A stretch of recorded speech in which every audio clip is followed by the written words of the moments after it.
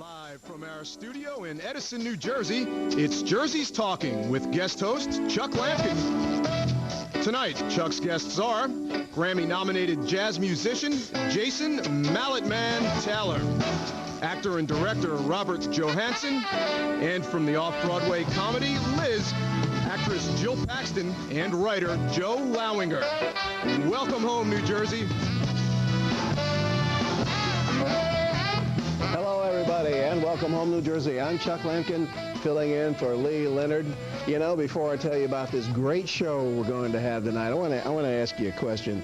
I don't know what is going on these days with the auto insurance companies. Let's talk about it for a minute. This time of the year, I have been getting in the mail, I guess, dozens of letters from these companies offering me automobile insurance at a lower rate. And often they say, well, you know what, if you'll tell us what model you drive and what color it is and what your driving record is, we can offer you $200-300 less on your auto insurance.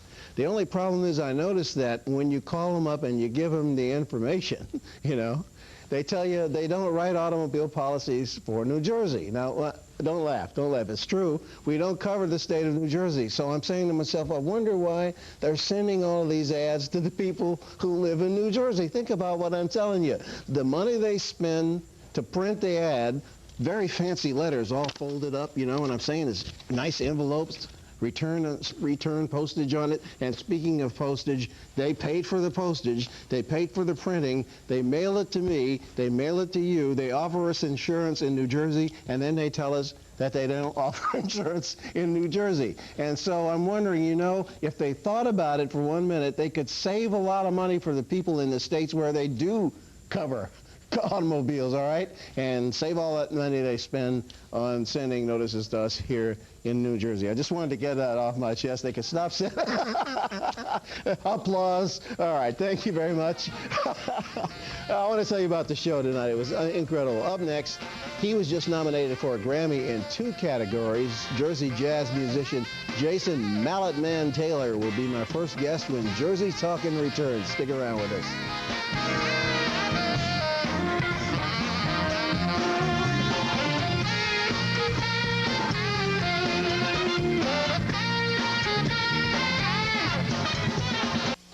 Watch Classroom Close-Up New Jersey every Saturday morning at 6:30 on Fox Philadelphia and at 8 o'clock on WWOR UPN 9.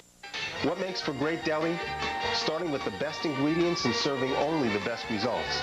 And it comes from years of knowing how to make the food just right. You've got to really care. Each of us tastes about 100 menu items a day. My family has been serving only the best for over 70 years. So whether you visit us at the restaurant or we deliver it to your home, if it's Jack Cooper's Celebrity Delicatessen, you can be sure it'll be great. So stop picking already. Get yourself a plate and eat.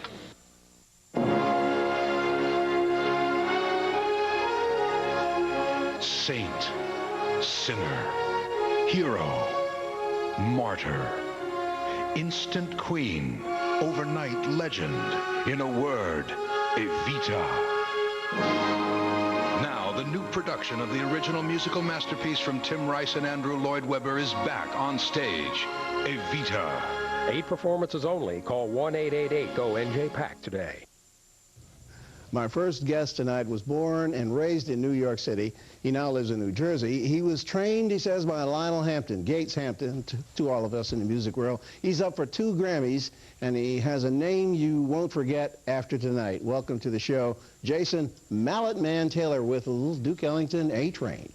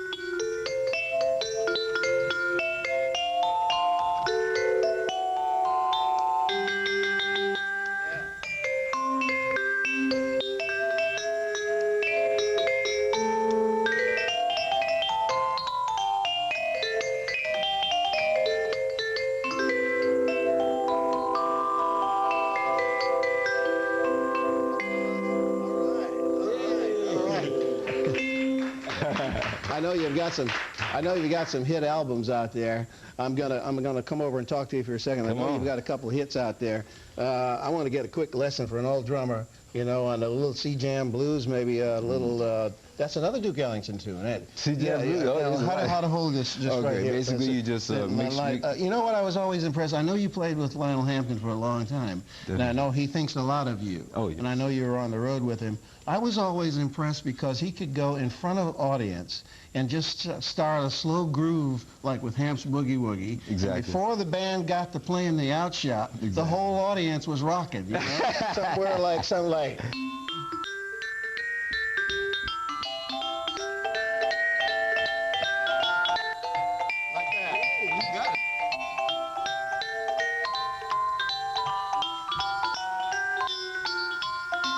You got it.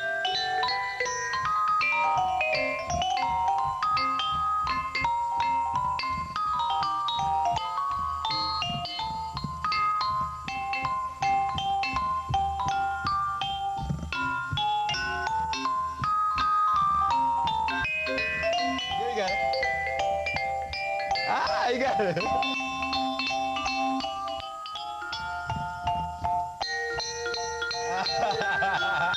Get it, baby. Oh, we got another guy.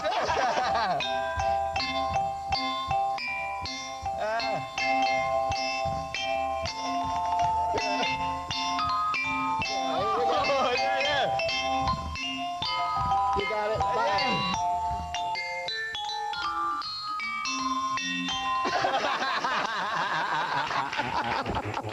Okay. I'll be right back and sit down and talk more about music with Jason right after this. Stay with us.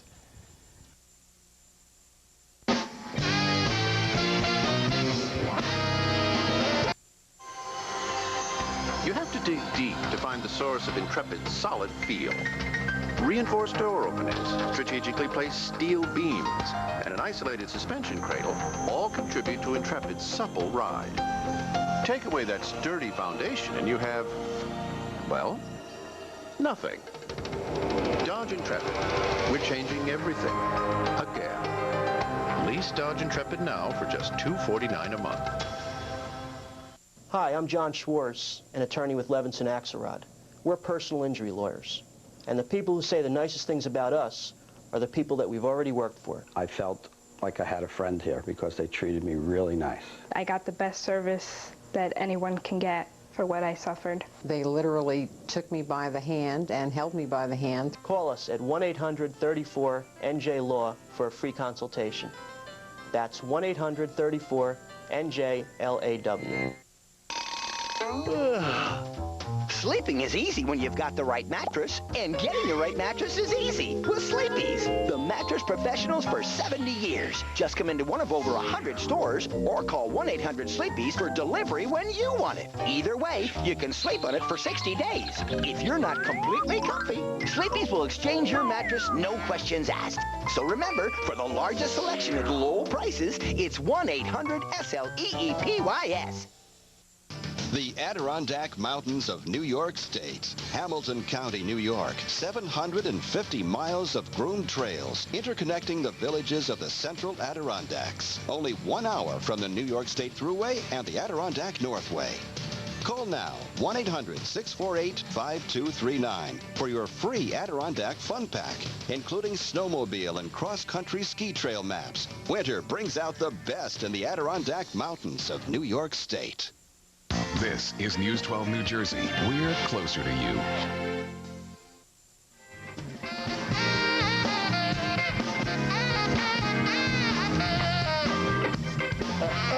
I'm talking with jazz musician Jason Malletman Taylor.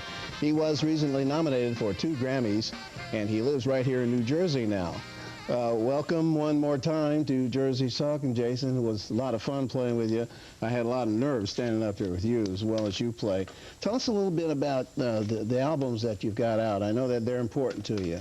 Yeah, we work very hard at this. My independent label, Mallet Records. My 6th release is coming out in May, but the one I got nominated for, first of all, is the Christmas CD. Right. And I've got it right here, yeah. I was very, very pleased to have the opportunity to get a nomination. It was a very rough project, and I really didn't know how far we were going to go with it because it's a touchy type of project dealing with the spirit.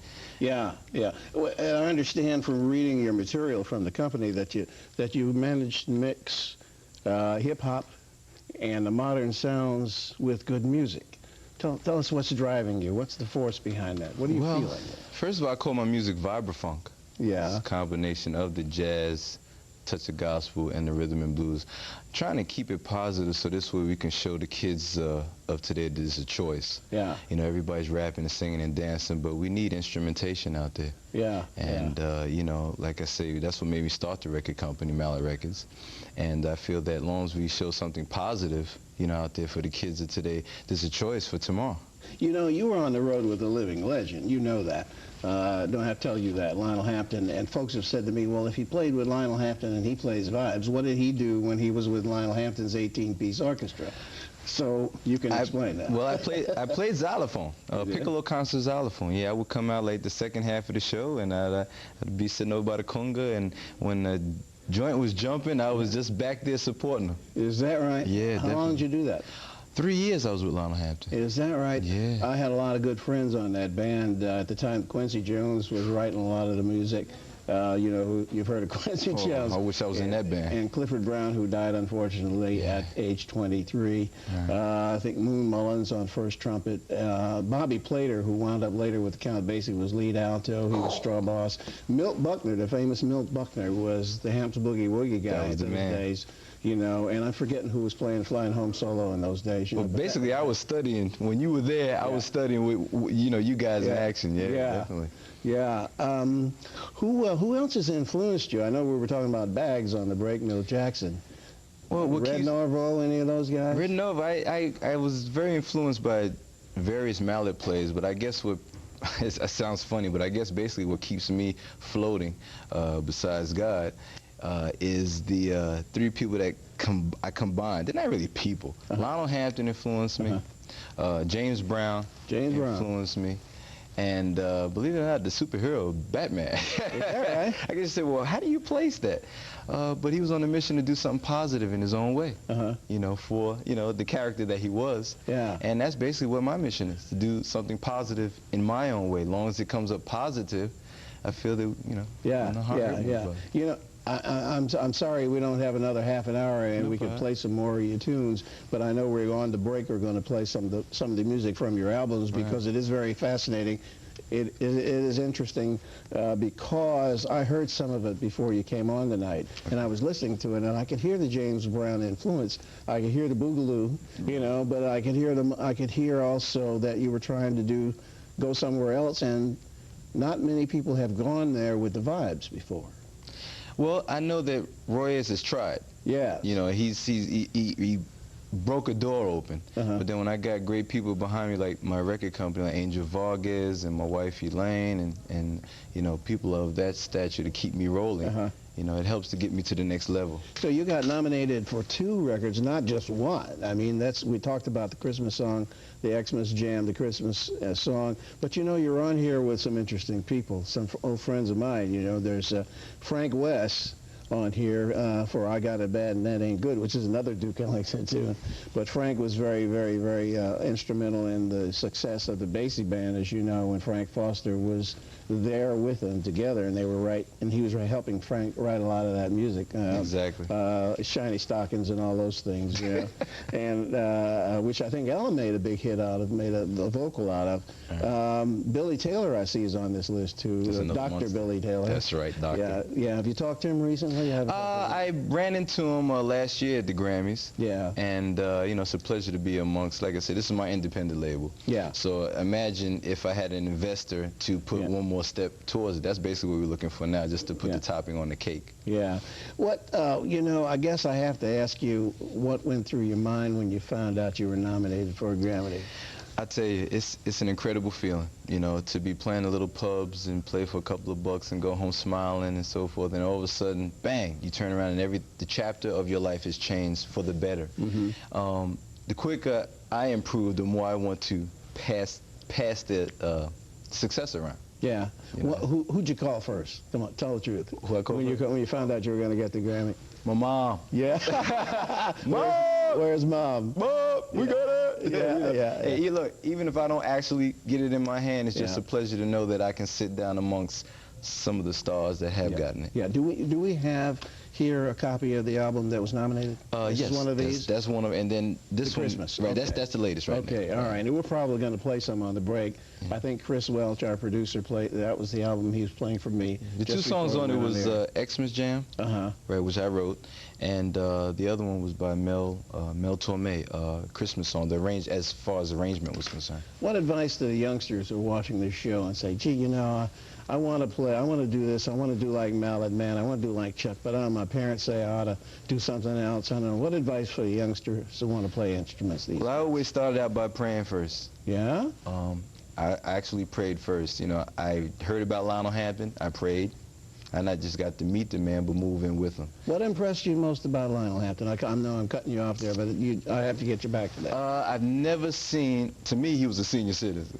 I was 14 years old. I never seen such a legend go from a drum set to two-finger piano playing to playing a unique instrument that I never heard in my life before, and just mesmerize people. I want to tell our audience something about Lionel Hampton that maybe they don't know, is that in the early days, he was the drummer with Louis Armstrong when Louis Armstrong came out of that's right. And the Mills He was the drummer. That's right. Later on, he played vibes. You know, so I think there may be in some of the archives somewhere 1 or 2 records with Lionel Hampton playing drums with Louis Armstrong. I'm not sure. I haven't heard them. You know, but that is a historical fact. That's there. And a better drummer never existed. But I tell you what, he was hard on drummers because he would use 2 drummers a night on the road. And I can remember seeing him when I was a kid. My mom took me to see Lionel Hampton when I was a kid at the Palace Theater, and he started the band playing Flying Home, and they marched out of the theater, out into the street, got on the bus, but he left, now let's check it out, he left the drummer and rhythm section on the stage, playing the beat to Flying Home, while they got on the bus. They rode 2 or 3 stops while the band still played Flying Home, right? He got back around, turned the bus around, came back to the theater with people following them, right? He did this at the Apollo, too, also uptown there. And people followed him into the theater and filled up the rest of the theater. You know, I said, man, that's an incredible show, man. I'd never seen anything like that. It was just the spirit. You know, he grabbed me, and that became my goal. You know, I felt that, you know, that's why I always say, when you think liberal arts, your life can end up liberal arts. My thing was I stuck to what I believed in, and I just kept going for it. Yeah. And that's what got me here. Tell us a little bit about your studies before we run out of time. I know, before we run out of time, I know you've done some serious studying. Yeah, I've studied, you know, I went to Suffolk Community College out in Long Island. That gave me that big band feel.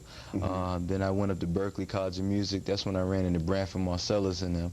That's how I got Malletman, basically. Branford Marcellus used to call me Mallet Head. Is that right, As a joke. Yeah. Come over, Mallet Head, you know. He can play, man. Yeah, and then one thing led to the next, you know. And then after that, I just listened. You know, I basically just kept my mouth closed, used my eyes, and used the pen. Berkeley's got some good players, good teachers out there.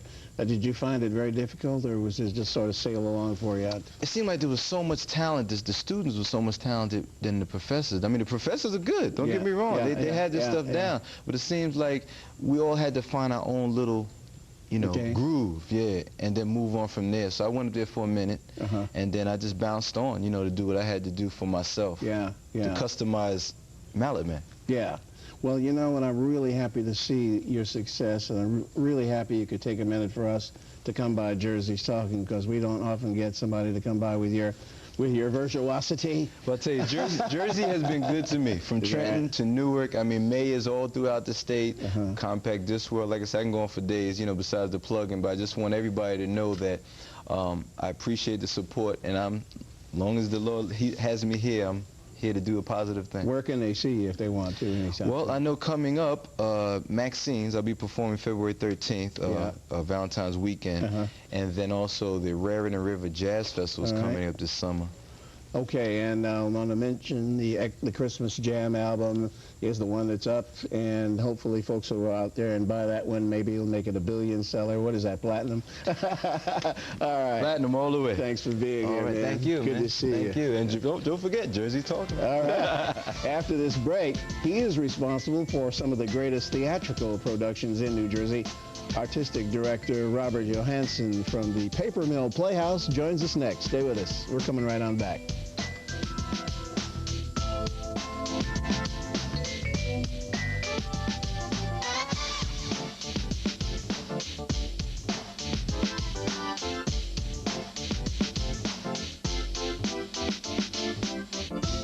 If you're